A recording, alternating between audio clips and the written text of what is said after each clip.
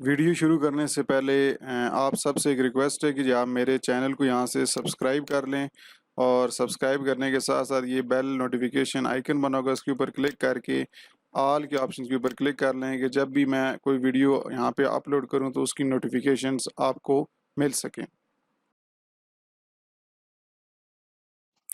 अऊज़ु बिल्लाहि मिनश्शैतानिर्रजीम बिस्मिल्लाहिर्रहमानिर्रहीम। अस्सलाम वालेकुम students, my name is Waqas Malik and you are watching computer science tutorials channel. आज हम लेक्चर के अंदर हिस्ट्री ऑफ इंटरनेट से रिलेटेड पढ़ेंगे। तो हिस्ट्री ऑफ इंटरनेट को स्टार्ट करने से पहले जो भी स्टूडेंट्स मेरे चैनल को सब्सक्राइब कर चुके हैं वो इस वीडियोस को आगे शेयर भी करें, और जो फर्स्ट टाइम मेरे चैनल पर अभी आए हैं रिक्वेस्ट है कि आप भी चैनल को सब्सक्राइब करें, और सब्सक्राइब करने के साथ साथ जो नोटिफिकेशन का आइकन है जिसमें ऑल के ऑप्शन पे अगर आप क्लिक कर लेंगे तो जब भी मैं कोई लेक्चर अपलोड करूँगा उसकी नोटिफिकेशन आपको मिल जाएगी, तो तब आप वो लेक्चर से वो वीडियो सुन पाएंगे। तो आज का टॉपिक हम स्टार्ट करते हैं। तो हमारा टॉपिक है जी, briefly describe the history of internet. मुख्तसर से फर्स्ट ईयर का ये टॉपिक है जिसमें हम पढ़ेंगे कि इंटरनेट किस तरह वजूद में आया। तो इंटरनेट बेसिकली जो है इसके ऊपर जो साइंटिस्ट काम करते रहे हैं उनका मैं आपको बुक से हट के भी बता देता हूँ। तो ये एक साइंटिस्ट है वेंट सर्फ, अमेरिकन डेवलपर हैं। गूगल पे आप लिखिए तो इनके बारे में आपकी इंफॉर्मेशन मिल जाएगी। ये बेसिकली हम कह सकते हैं कि इन्हें हम फादर्स ऑफ इंटरनेट कहते हैं।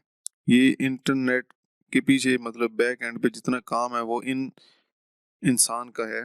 और इन्होंने साथ मिलकर एक और साइंटिस्ट हैं जो कि बेसिकली हैं तो electrical engineer, Bob can.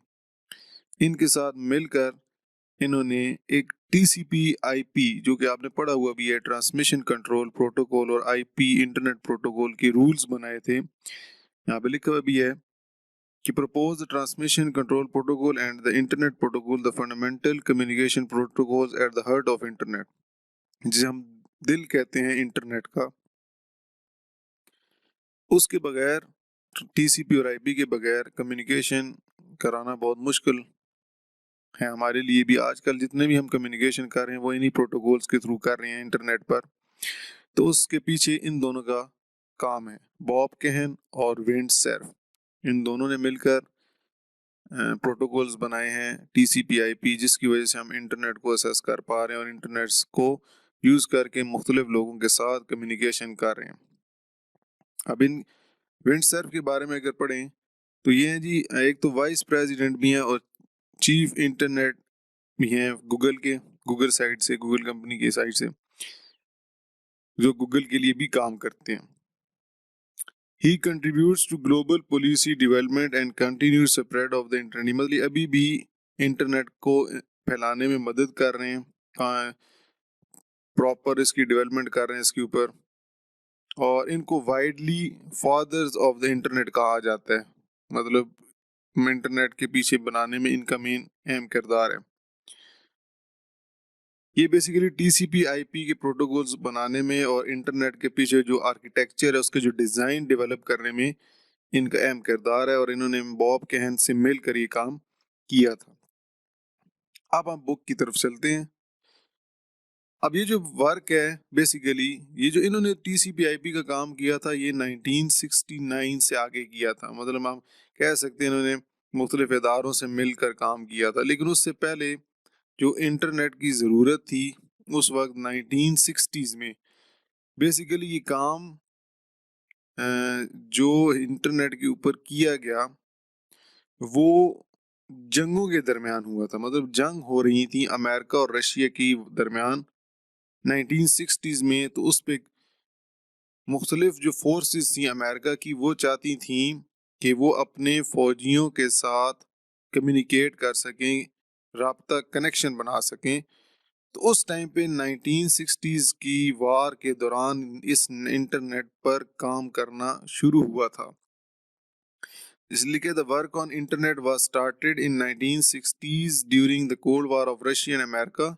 America wanted to communicate with its arm forces. America चाहता था कि वो अपनी फौजी जितने भी उनके जो फोर्सेस के जवान हैं उनके साथ राब्ता कर सकें। A network of 4 computers was developed in the beginning। तो उस टाइम पे उन्होंने अमेरिका वालों ने 4 कंप्यूटर्स को आपस में कनेक्ट किया था और उस कनेक्ट करने के बाद उन्होंने 4 कंप्यूटर से आगाज किया था कनेक्शन का। लेटर ऑन करते करते करते उस पर काम करते करते वो प्रोजेक्ट जिसके अंदर 4 कंप्यूटर्स को कनेक्ट किया गया था उस प्रोजेक्ट को उस काम को हैंडेड ओवर मतलब आगे दे दिया किसको, एक एजेंसी को जिसका नाम है DARPA. D for defence, A for advanced, R for research, P for project, A for agency. इस एजेंसी को दे दिया गया और उन्होंने उस पे काम करना शुरू कर दिया। उनका मेन काम क्या था, इस एजेंसी ने क्या किया कि वो जो इंटरनेट उनको हैंडेड ओवर किया गया था उसको आगे और स्प्रेड किया गया मुख्तलिफ यूनिवर्सिटीज़ और मुख्तलिफ डिफेंस कंपनीज के साथ उनके कंप्यूटर्स के साथ कनेक्ट किया गया।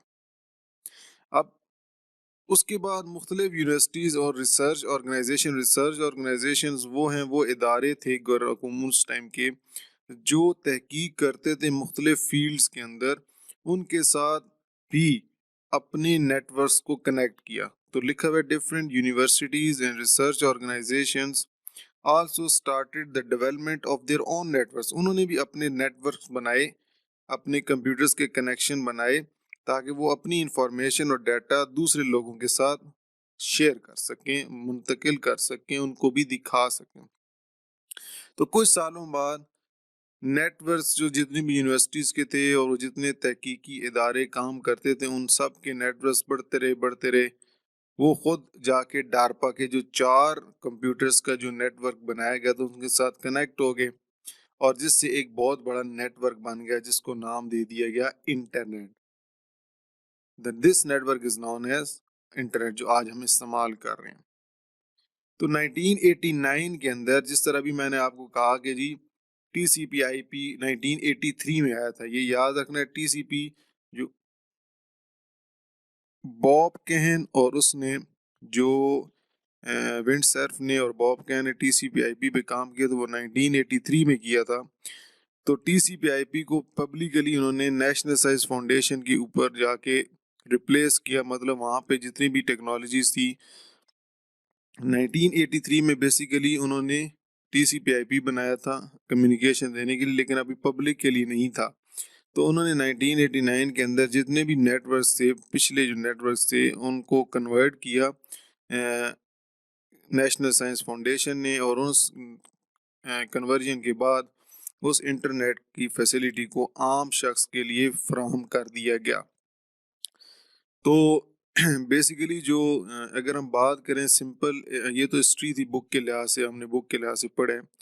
तो जो इंटरनेट है, अब देखें तो हम कहते हैं जी अमेरिका से हमें एक ईमेल आई है या हमें वहाँ से दूसरे ममालिक से ईमेल आई है, तो हमें ये कैसे पहुँच गई है विद इन सेकेंड्स।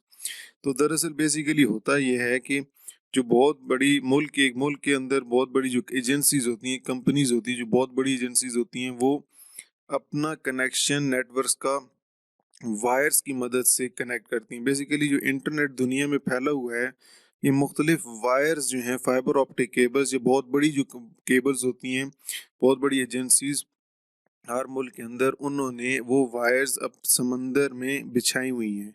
और फिर हम हर मुल्क जो है वो जो उसके अंदर जो बड़ी एजेंसी है वो उस समंदर में मौजूद उस कनेक्शन के साथ केबलिंग करती है, और उस केबलिंग के बाद वो फिर आगे मुख्तलिफ अपने उस मुल्क के अंदर जो मुख्तलिफ शहर होते हैं या सिटीज़ होते हैं उनके साथ वो इंटरनेट की सर्विसेज आगे उन्हें फराहम की जाती हैं। इस तरह एक नेटवर्क बनता है। तो बेसिकली ये जो इंटरनेट है ये दुनिया में सारी वायर्स कनेक्ट हुई हैं अंडर सी, समंदर के नीचे मुख्तलिफ बड़ी बड़ी वायर्स बिछी हुई हैं जिससे कनेक्शन बनाया गया है, और इसकी बदौलत हम एक दूसरे के साथ कम्युनिकेशन कर पा रहे हैं। तो उम्मीद करता हूँ कि आपको ये लेक्चर समझ आ गया होगा। कुछ ऐसी बातें हैं जो कि इस बुक में नहीं थी, वो भी मैंने बताई हैं, लेकिन वो आप लिखना चाहे तो लिख सकते हैं। लेकिन समझने के लिए ये भी चीज़ें कम हैं, लेकिन इस लेवल पे मैंने आपको बता दी हैं। तो इंशाल्लाह नेक्स्ट लेक्चर में आपसे मुलाकात होगी, तब तक के लिए अल्लाह हाफ़िज़।